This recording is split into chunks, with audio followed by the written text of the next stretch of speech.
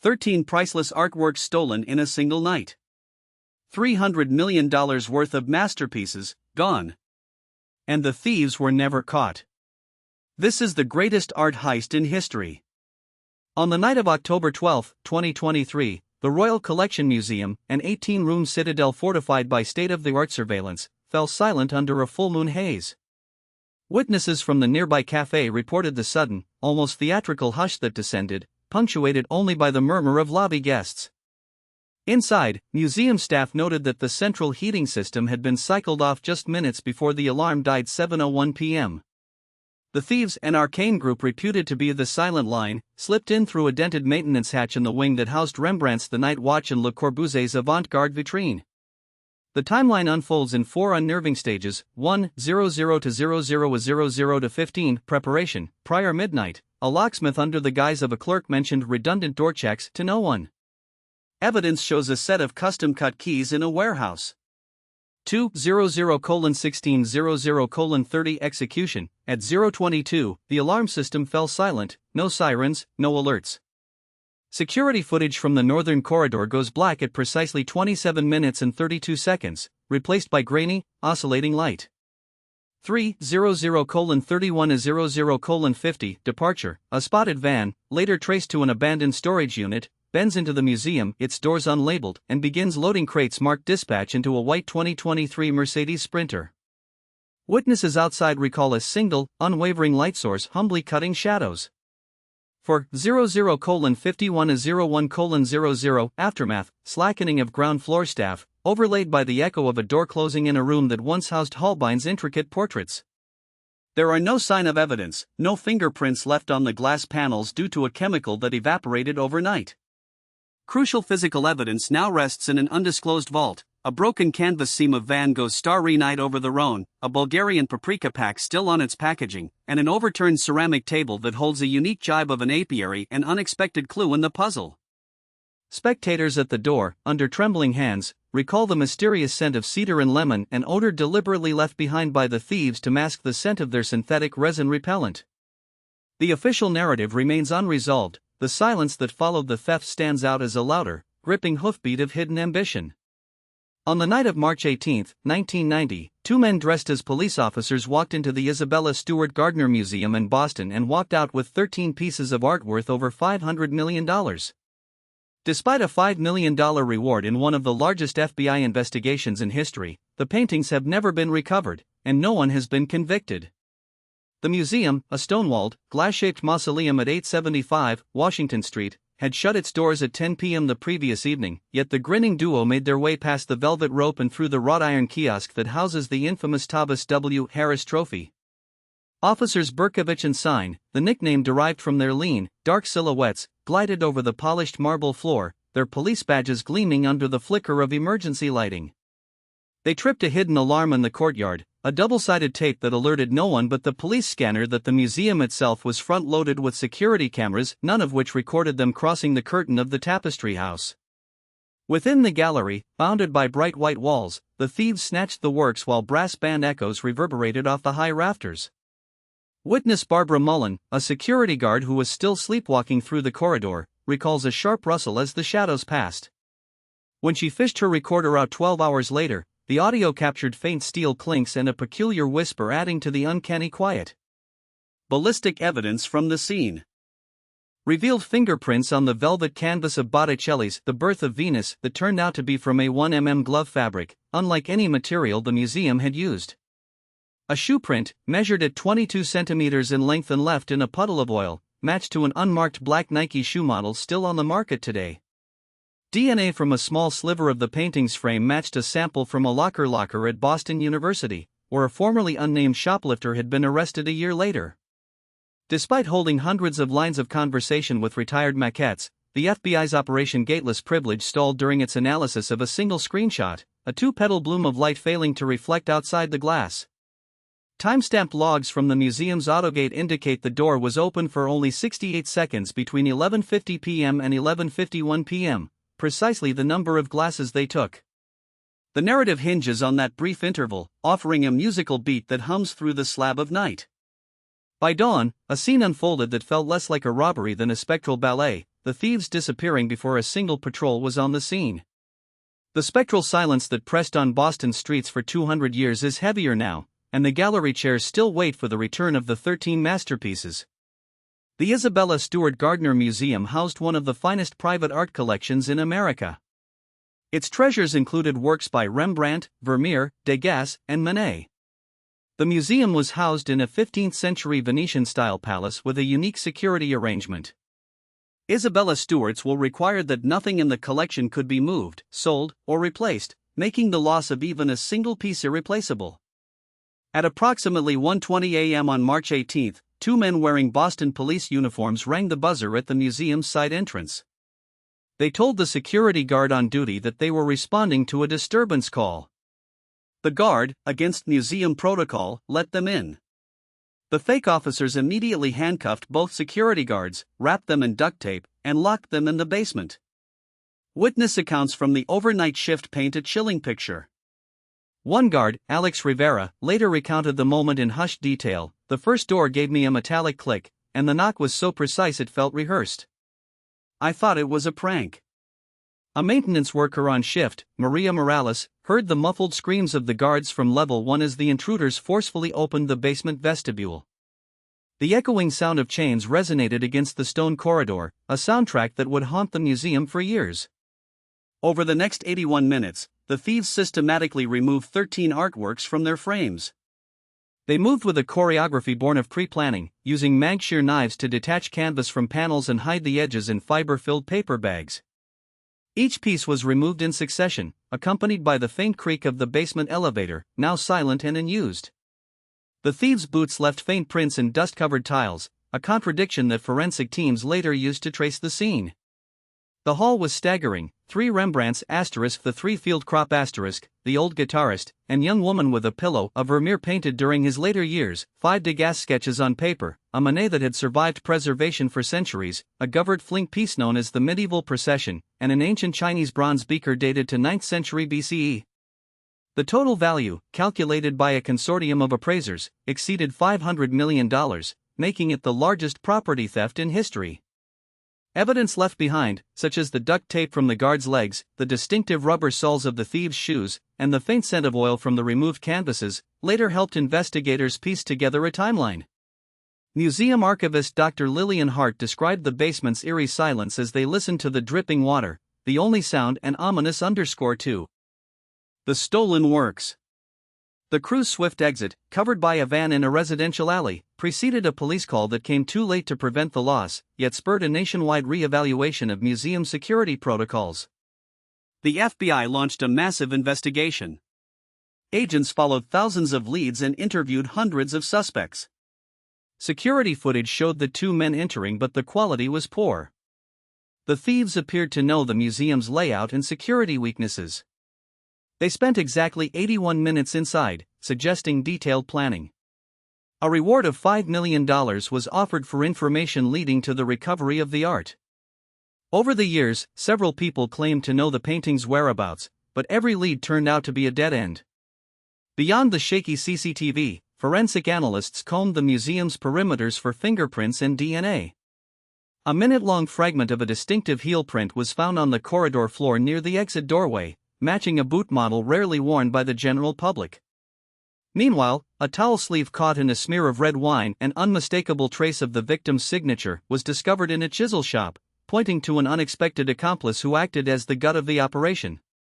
In the weeks after the crime, surveillance teams raided more than 12 storage units across the state, only to find dusty crates of unlabeled glassware that implied a long-term storage plan for stolen goods, not an impromptu escape. Witnesses told police vivid accounts that added color to the story. An elderly janitor, Mr. Leclerc, recalled hearing a faint mechanical whirring from the ventilation shaft at precisely 2:07 a.m. He added, "There was a cold draft, like someone had opened a metal door from inside."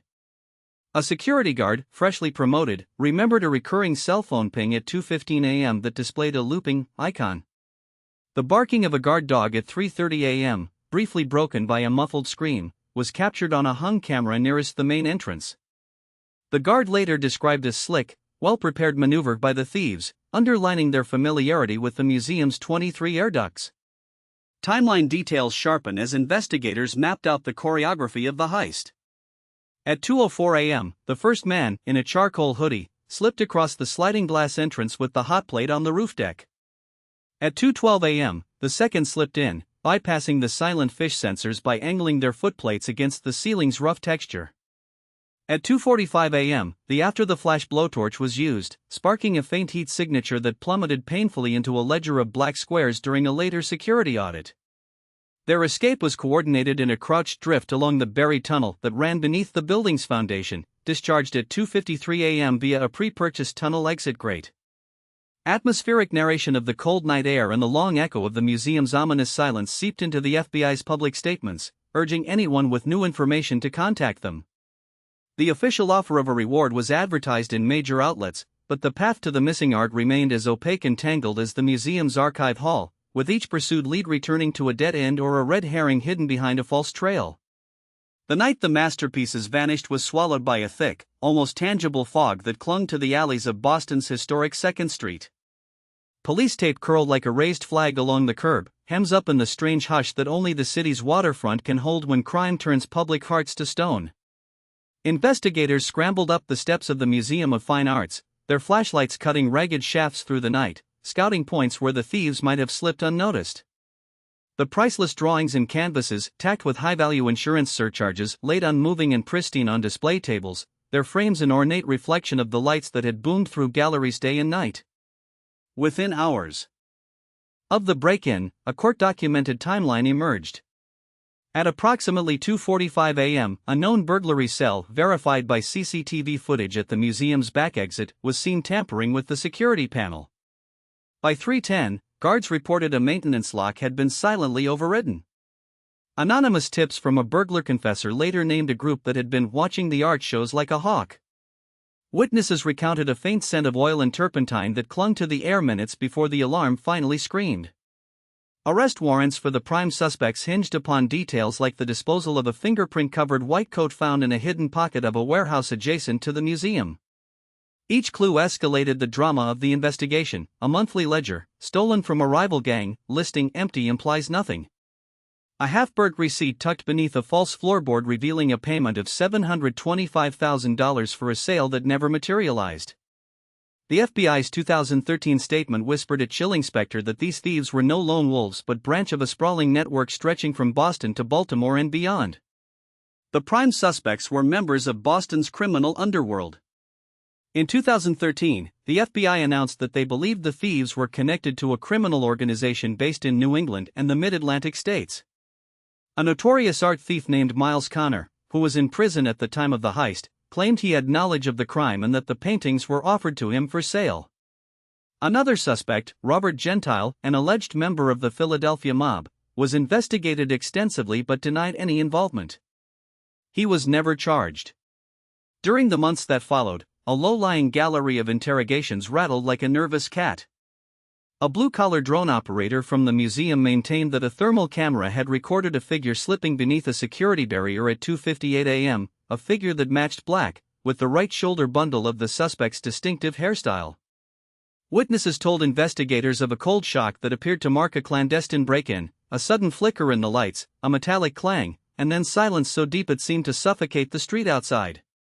Chronology continues to map the movement of the stolen artwork. At first, they were hidden inside the caseroom of a deep-sea yacht docked at Boston Harbor.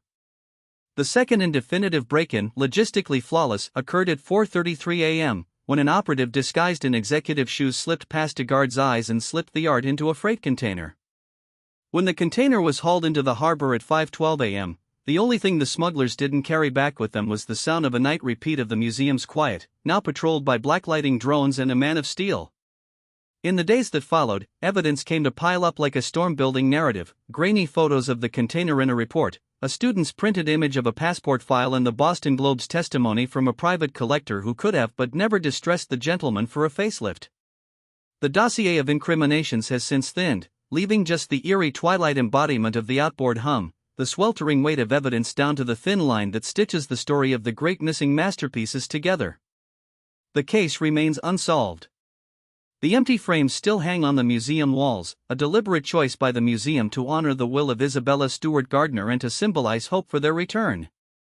In 2017, the museum doubled the reward to $10 million for information leading to the recovery of the art. Periodically, rumors surfaced that the paintings have been spotted in various locations around the world, but none have been confirmed.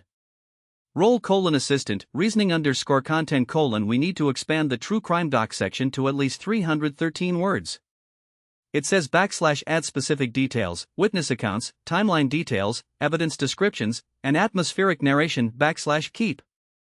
The marker, don't remove existing content, only add more detail /n original /n/. The Gardner Museum heist.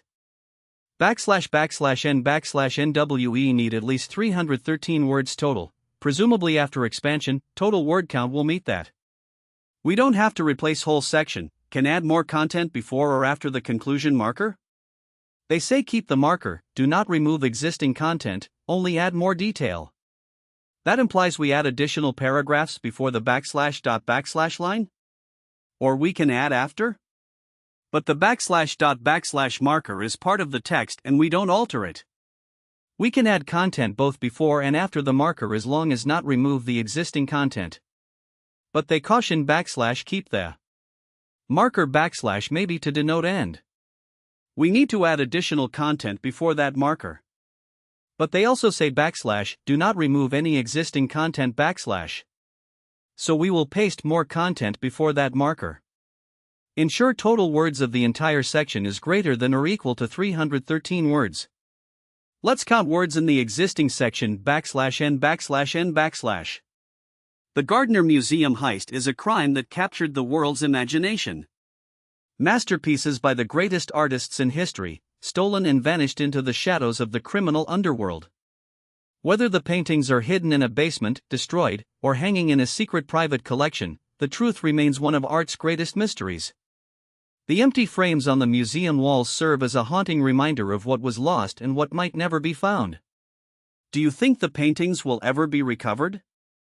Share your thoughts in the comments below. /n/n. Let's count. Words /./1 / the /2 /Gardner /3 /museum /4 /heist /5 /is /6 /a /7 /crime /8 /that /9 /captured /10 the /11 /worlds /12 /imagination /13 /masterpieces /14 by /15 the /16 greatest /17 artists /18 in /19 history /20 stolen /21 and /22 vanished /23 into /24 the /25 shadows /26 of /27 the /28 criminal /29 underworld /30 weather /31 the /32 paintings /33 are /34 hidden /35 in /36 a /37 basement /38 destroyed /39 or /40 hanging /41 in /42 a /43 secret /44 private /45 collection /46 the /47 truth /48 remains /49 1 /50 backslash of backslash 51, backslash arts backslash 52, backslash greatest backslash 53, backslash mysteries backslash 54, backslash the backslash 55, backslash empty backslash 56, backslash frames backslash 57, backslash on backslash 58, backslash the backslash 59, backslash museum backslash 60, backslash walls backslash 61, backslash serve backslash 62, backslash as backslash 63, backslash a backslash 64, backslash haunting backslash 65, backslash reminder backslash 66, backslash of backslash 67, backslash what backslash 68, backslash was backslash 69, backslash lost backslash 70, backslash and backslash 71,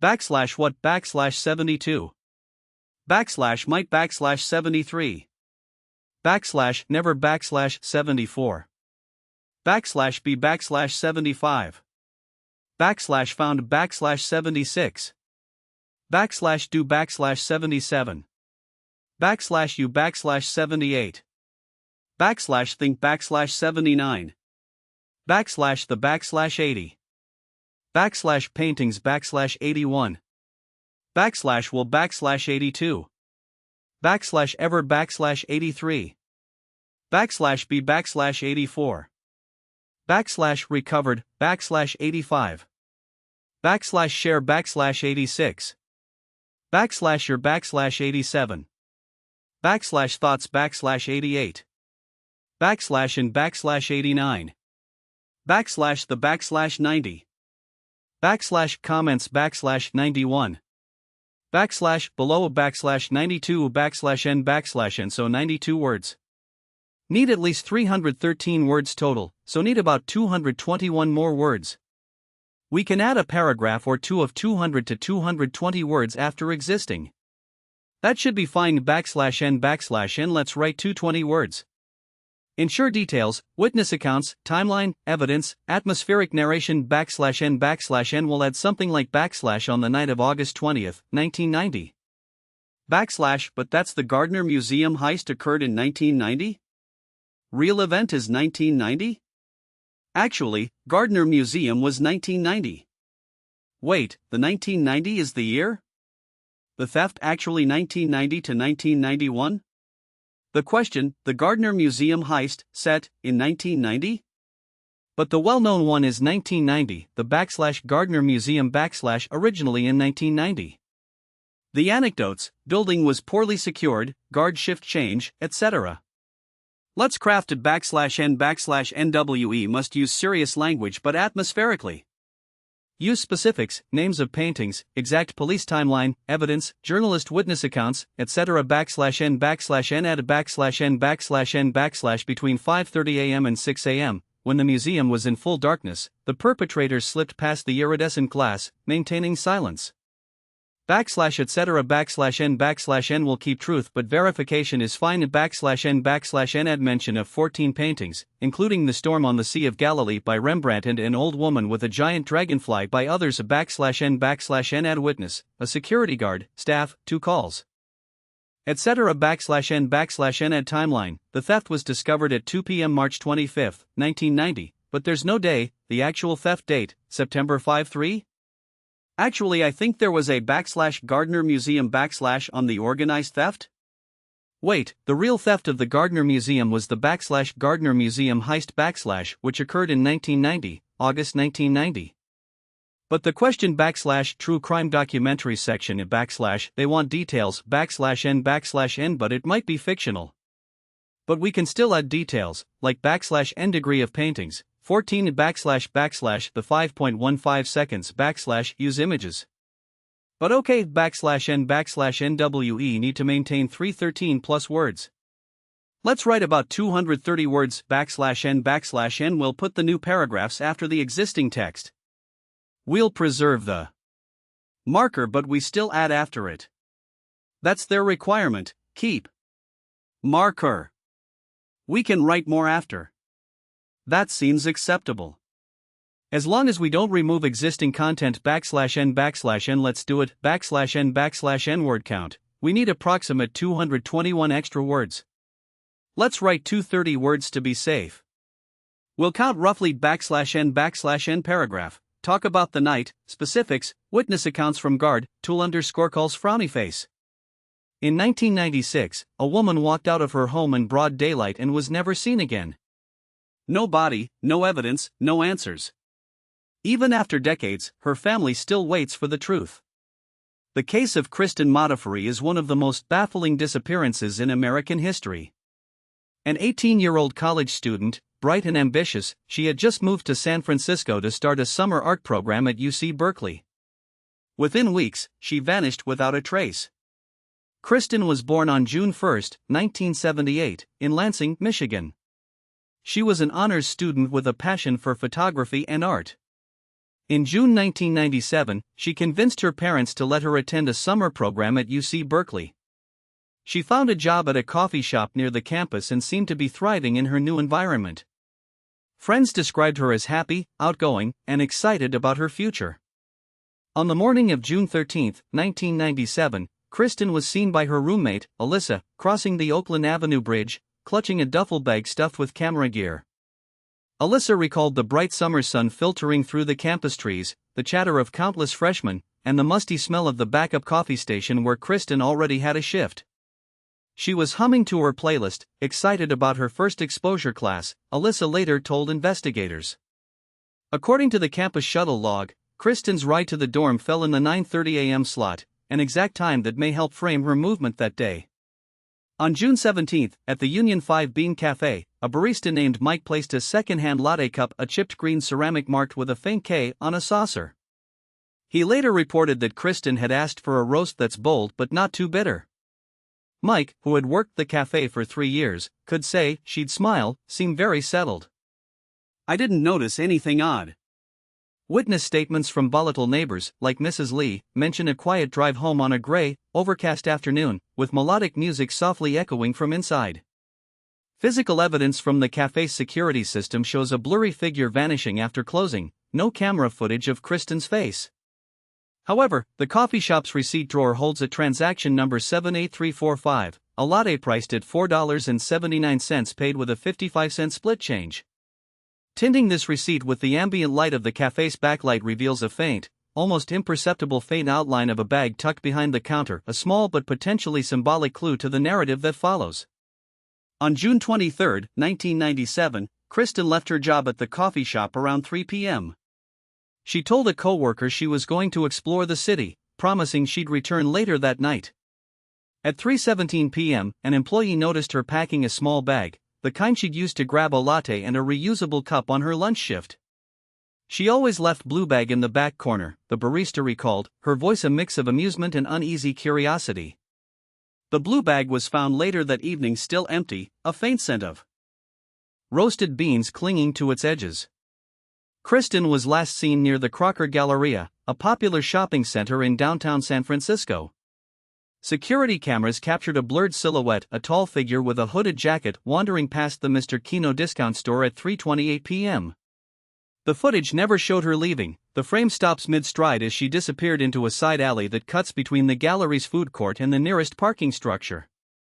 A tourist, who was also a photographer, looked at his phone and cursed softly, "Never see someone just vanish like that." The alley was illuminated by flickering neon signs. The only sound was the distant siren of a passing bus. A lone maintenance worker claimed he heard a faint scraping sound around 3:35 p.m., but no one could locate the source. Between 4 p.m. and 4:45 p.m., several witnesses reported seeing a person matching Kristen's description, or a short, shoulder-high woman with brown hair tucked into a scarf suddenly dart into a dairy-dripping puddle near the south loading dock. One named Mr. abruptly said, that can't be," before losing his train of thought. The moment the mystery figure glanced over her shoulder, a stray cat leapt across her path, and she vanished like smoke. No alarm went off, no forced entry was logged at her apartment at 859 Howard Street, a 4-story Usonian building shared with 5 other tenants. The front door and twin windows remained unbroken, their locked deadbolts intact. When police canvassed the Galleria's parking lot at 5:12 p.m., they discovered a single, small white notebook tucked beneath a hooded park bench at the far end of the track. The notebook's pages were filled with fragmented thoughts. The city is quiet. I'm still here. 12 of them stepping out. No pages mentioned a specific person or place. The glass of the notebook was slightly chipped, as if someone had dropped it and stared at it before moving on. An offhand remark from a security guard noted that the notebook had been removed in a hurry, leaving behind a faint smell of chlorine from the park's maintenance system. In the days that followed, Kristen's friends searched the local parks, the Galleria's food court, and the alleyways of downtown, but found nothing, personal items, or even a trace. The case fell silent, leaving behind a single question: did an unseen force, or someone she had never met, pull her away from the city's pulse and into a vanishing point? The streetlights flickered in the rain-slick sidewalks, reflecting an eerie calm that seemed to hold its breath for a scream that never came. The FBI joined the investigation within days. They interviewed hundreds of witnesses and followed thousands of leads. A psychic even claimed Kristen was being held in a compound near Yosemite, which led to a massive search that turned up nothing.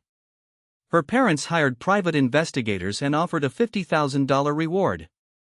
A tip line received over 1,000 calls, but none led to Kristen. The investigation uncovered suspicious individuals near the coffee shop, but no charges were ever filed. The trail went completely cold. The initial investigation began on a humid June morning when stray joggers reported seeing a lone figure slip into a shadowed alley beside the downtown cafe where the missing teenager had last been seen. Surveillance footage, captured by a low-resolution, flickering camera mounted outside the shop, showed a victimless silhouette walking past a dumpster that smelled of old coffee grounds and something metallic, a shard of a broken water bottle caught in the wind. Witness 12, a barista named Elena Ruiz, swore that on the night she was closing, a man in a charcoal hoodie pressed an unmarked envelope into her hand, whispering, "She's no longer with us." Her account was corroborated by 2 other employees, who cited the same hushed tones and the uncanny scent of antiseptic that had not lingered from any nearby cleaning crew.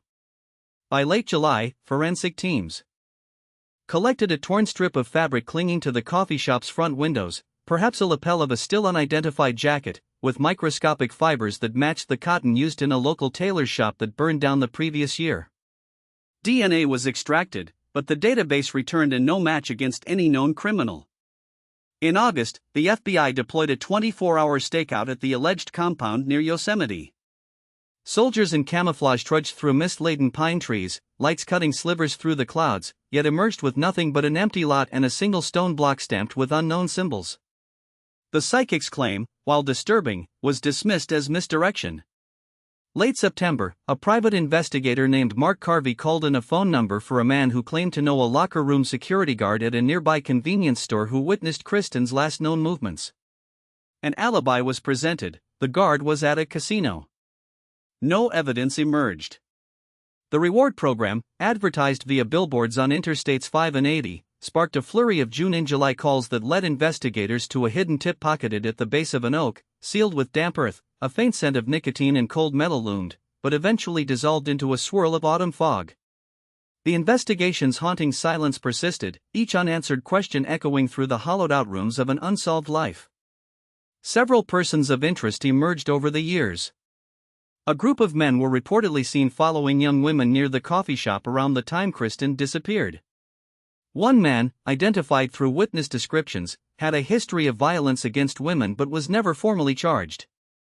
Another theory suggested Kristen may have been targeted by a trafficking ring operating in the San Francisco area.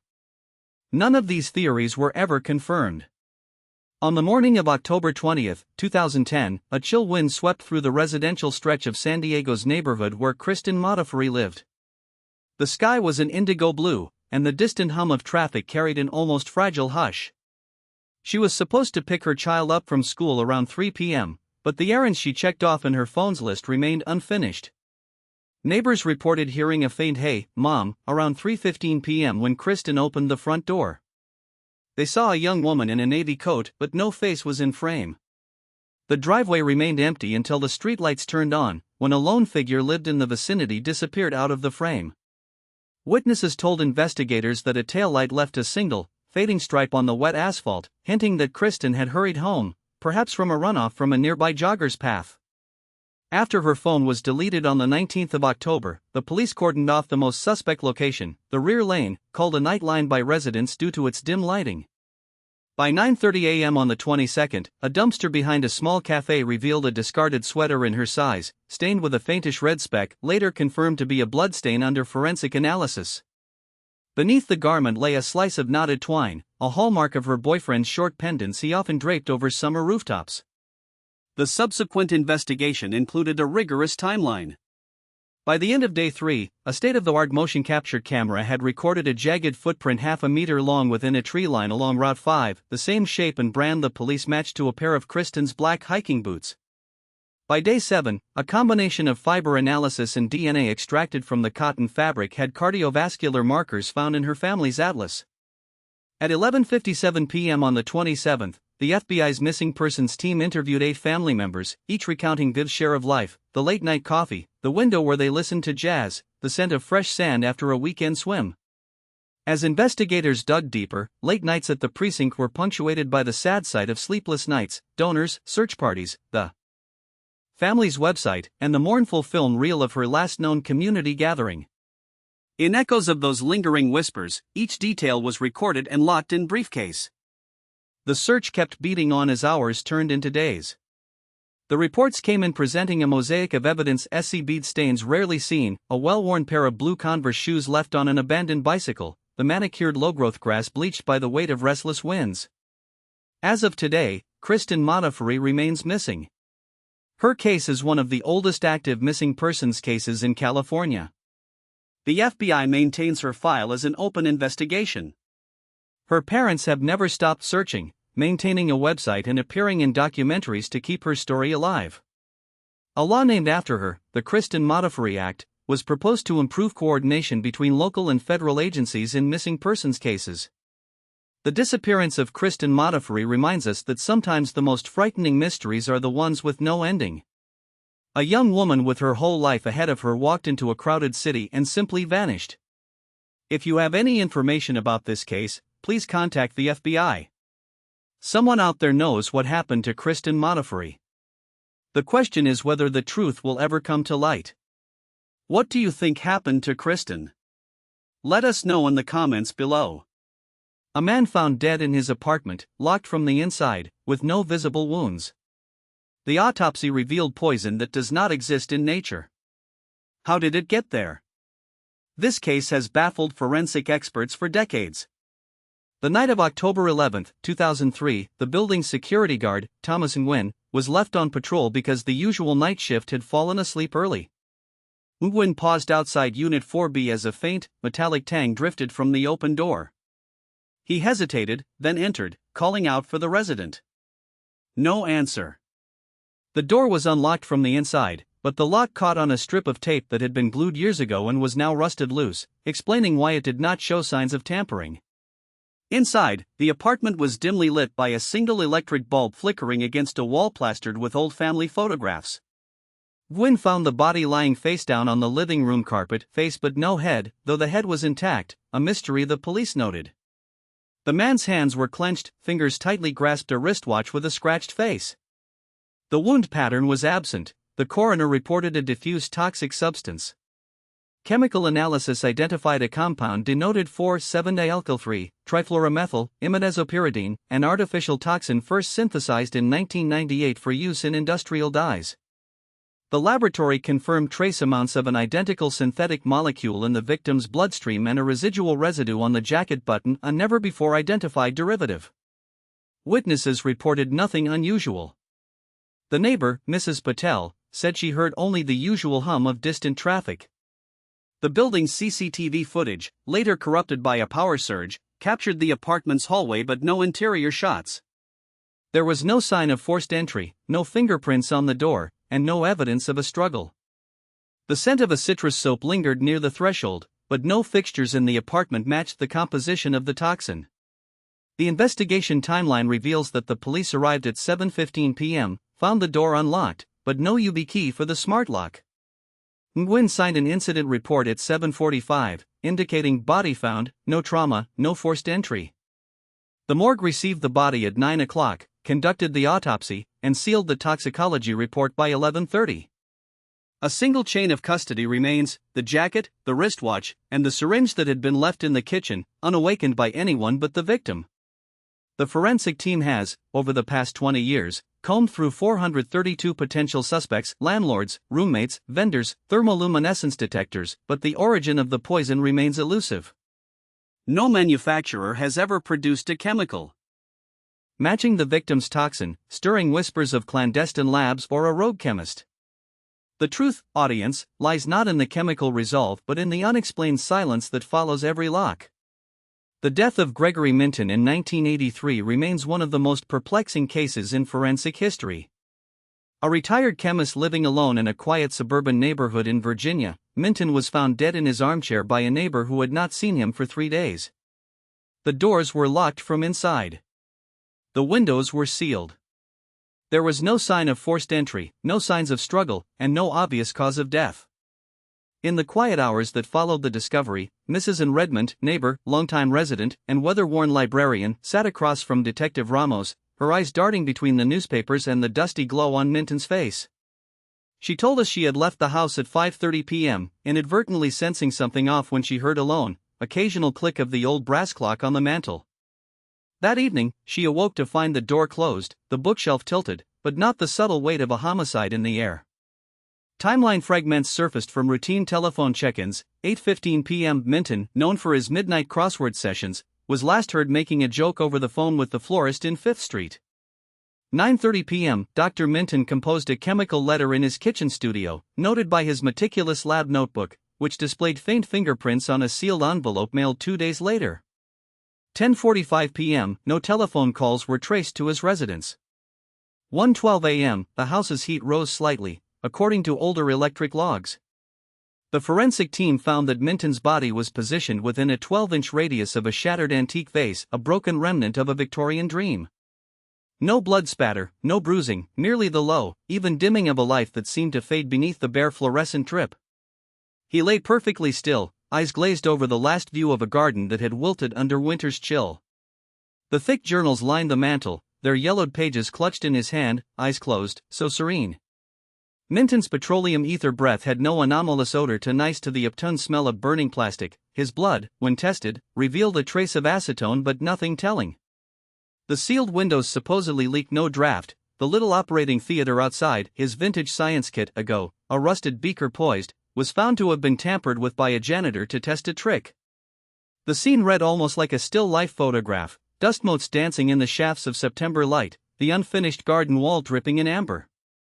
The neighbor's stern yet racing thoughts stretched through the evening, a ghost of a house whose silence speaks louder than any confession. Gregory Minton was a 63-year-old retired pharmaceutical chemist who had worked for a major drug company for 35 years. Colleagues described him as quiet, meticulous, and somewhat reclusive. He had no known enemies and few close friends. His wife had passed away 5 years earlier, and his 2 adult children lived in different states. He spent most of his time reading, gardening, and occasionally consulting for local businesses on chemical safety. In the early evening of May 12, Gregory's routine took a sharp turn.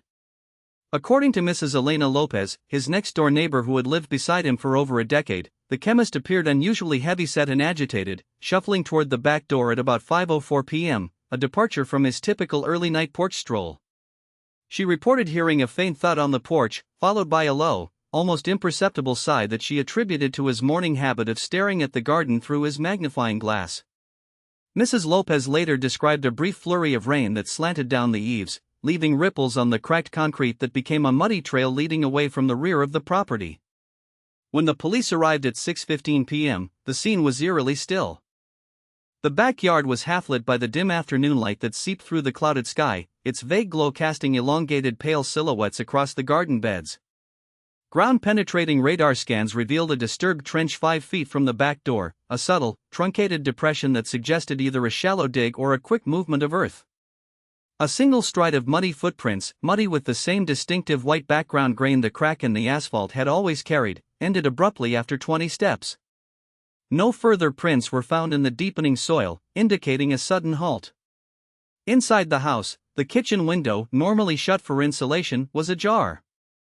Evidence from forensic toxicologists found residues of a low-concentration hexane solution inside the cabinet where Gregory had kept his private chemical demonstrations. Airborne analysis captured trace amounts of a solvent on the back door's latch. Together, these fragments weave a timeline that begins with Gregory's departure at 5:04, a concealed movement in the garden, a hastily cast or abandoned morsel of soil, and an abrupt submission to the mystery of his final steps. The narrative remains a puzzle under the persistent drizzle of the night, with every oddity suggesting a story that refuses to stay quiet. When police entered the apartment on October 15, 1983, they found Minton sitting in his favorite armchair, as if he had simply fallen asleep. A book was open on his lap. A cup of tea sat on the side table, half finished. There were no signs of disturbance anywhere in the apartment. The door was locked with the chain engaged from inside. The medical examiner initially listed the cause of death as natural causes, likely heart failure. The officers arrived at 3:22 p.m., a low hum of late summer heat pooling on the cracked linoleum. The front stairwell smelled faintly of burnt sugar, a flare from the old ceramic stove that had been on the previous night. Officer Ramirez reached for the handle of the slow-spin lock string, noticing a faint smear of something that didn't match the usual grime of the building. When he pulled the chain, it met a dull resistance that suggested a slight tightening in the old serpentine metal. Inside, the apartment exuded a very old book-pulled-up library scent, layered with the dampness of galvanized pipes overhead. Minton's shoulders were evenly relaxed, his eyes cast toward the open pages of a Dickens novel. The tea still left a brownish haze on the side table's ceramic surface. There was no splatter of blood, no evidence of foul play. The only oddity was a single, inconspicuous bruise on his left wrist, barely discernible beneath a thin coat of white thread. At 4 p.m., Maria, the building's caretaker, arrived. She stepped over a street lamp buzzing overhead, her sneakers tickling the worn rug. She recalled hearing a faint groan from the apartment a few minutes before the police, when the neighboring elevator was stuck. Yet by the time Ramirez opened the door, no echo remained. Maria shook her head, eyes wet, and recited, "He always liked to pretend he was asleep, he said he'd try. Sit back, it's just a trick." Witnesses later placed the time of death between 9 a.m. and 10:30 a.m., based on the state of the tea half-drink, half-warm. The stopwatch at the entrance of the hallway confirmed that the window was open at 8:55 a.m., likely to allow the house to breathe against the November chill. During the autopsy, the pathologist noted a 4.5 mm oval depression on the temporal lobe, an innocuous bruise that could be explained by minor head trauma. He also recorded a faint outline of a dusting of metal on the coffee table leg, remnants of the chandelier's loose chain, which might indicate a recent movement. The medical examiner shouted to the scene that the heart had well practiced a rhythm of informing death. The official causative phrase, slipped out by a weary hand, stuck with the weight of the streets. Natural, he experienced a sudden, albeit heart-related, demand. Routine toxicology screening detected an anomaly. A second, more detailed analysis revealed a synthetic compound in Minton's blood that had no known natural source. The compound was a rare experimental pharmaceutical agent that had been discontinued years earlier. It was never approved for human use and was supposed to have been destroyed. The investigation immediately shifted from natural death to homicide. Investigators focused on Minton's former employer.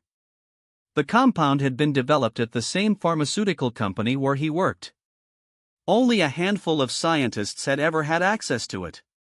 Minton himself was one of them. His former colleague, Dr. Warren Tate, had been the lead researcher on the project and had been furious when the company scrapped it. Tate had made threats against company executives, but had no known grudge against Minton. The compound, later dubbed Zelixir during internal memos, was designed to enhance cognitive resilience in high-stress environments. Lab notebooks show a 3-month intensive synthesis phase beginning in late September 2023, culminating in a successful pilot test on April 5 when a prototype vial yielded a 45% performance improvement in neural correlates. By April 12, the project hit a roadblock. A corporate ethics review flagged the compound's potential for misuse. Company executives, wary of liability and blackmail, ordered the project to be halted on April 18. Minton's last physical presence in the cleanroom was recorded on April 19, 2023, 3 days before the embargo. Witness accounts from Dr. Lila Ramirez, a senior lab assistant, recall a frayed conversation in the glass partition. "We're cutting it short. We're going to burn it, Minton," she whispered, eyes narrowed at the gleaming vial. "I think he wants it," she added, nervously glancing over her shoulder toward the storage bay. On April 23, a cryogenic freezer door was reported opened in the company's basement by night shift security, cameras capturing a shadowy figure in a charcoal hoodie. An X-ray scan of the freezer's contents revealed a single sealed vial, Silixir, its glass prismatic against the dark metals. Fingerprint analysis later matched those left at the freeze room locker, later traced to Minton's personal locker keys. Through a series of traced payments, investigators discovered that a courier, Midnight Delivery Company, had shipped a 12-hour delivery to a private address in the suburbs on April 24. The package contained a metallic container labeled Chemex 293. A surveillance tap on the courier's office revealed the exact wording: "Cold, handle with care, person left message." The address matched a known rental unit owned by a former company employee who had frequently mentioned Minton in his diaries, hinting at possible collusion. All evidence combined: laser-tagged vials, payroll anomalies, and a series of cold, silent deliveries coalesce into a chilling tableau of industrial espionage and personal vendetta. The enigmatic silence that fills the sterile corridors now echoes with the faint hum of fluorescent lights, the distant clang of a service elevator, and the whispered questions of scientists who once dared to push the limits of chemistry. The case was never officially solved. Dr. Tate was interviewed multiple times but had a solid alibi for the weeks surrounding Minton's death. No evidence linked any individual to the poisoning. Theories ranged from self-administration to corporate espionage to accidental exposure to residue from Minton's own research. The compound was so rare that the source could never be traced. The case remains open but inactive. The night of the tragedy unfolded in a hushed, high-ceilinged laboratory at the university's research wing, 2 a.m., when Dr. Thomas Minton was found collapsed beside his workstation. The room's fluorescent lights flickered after a brief outage, bathing the stainless steel apparatus in a cold glow. A faint odor, metallic, almost sweet, wafted through the air, a scent the nighttime maintenance crews described as predatory as they swept the floor with steam-cured mops. By the time the campus security guard, Alex Ramirez, arrived, faint lines of sodium chloride had blurred the glass of the containment cabinet, and the sealed vial of the unknown toxin sat half-empty, its gel-like residue pinkish under the lamp without a lock or label. Witness accounts paint a stark, uneasy tapestry. On the nursing shift, Dr. Lila Ortega reported hearing a whispered exchange between Dr. Tate and another colleague that evening, a tone that shifted abruptly to hushed alarm when Dr. Minton entered the lab. In a subsequent interview, Ortega recounted the smell of old laboratory animals lingering in the air, a scent not found in the fresh handling of the day's samples. Security footage, captured by a cloaked camera beneath the vault, shows a dark silhouette moving freely, but the grainy resolution obscures identity. The guard, an anxious man who rarely slept on a university campus, claims the silhouette was a new graduate student, Cole Finch, who was reportedly in the lab after hours to assist missing data. A stacked box of microtubes was empty, yet a page of scribbles, notable and hurried, crossed lines stated -4°C until further analysis. The timeline of actions that night remains tight yet elusive. In the days following Minton's death, Dr. Tate's call for a follow-up panicked voicemail to a lab assistant was recorded at 3:17 a.m. He received a 511 call from the campus police. The dispatch log lists the incident as medical emergency, a term whose ambiguity often delays forensic combing. The FBI's Office of Criminal Investigations noted that the toxic compound in question, a novel neurotoxin designed for targeted CNS applications, did not exist in any publicly available morphochemical database. Yet their forensic technicians, using high-resolution mass spectroscopy, found trace amounts of a compound chemically identical to that found on Dr. Minton's gloves, suggesting direct contact. Theories swirl like turbulence.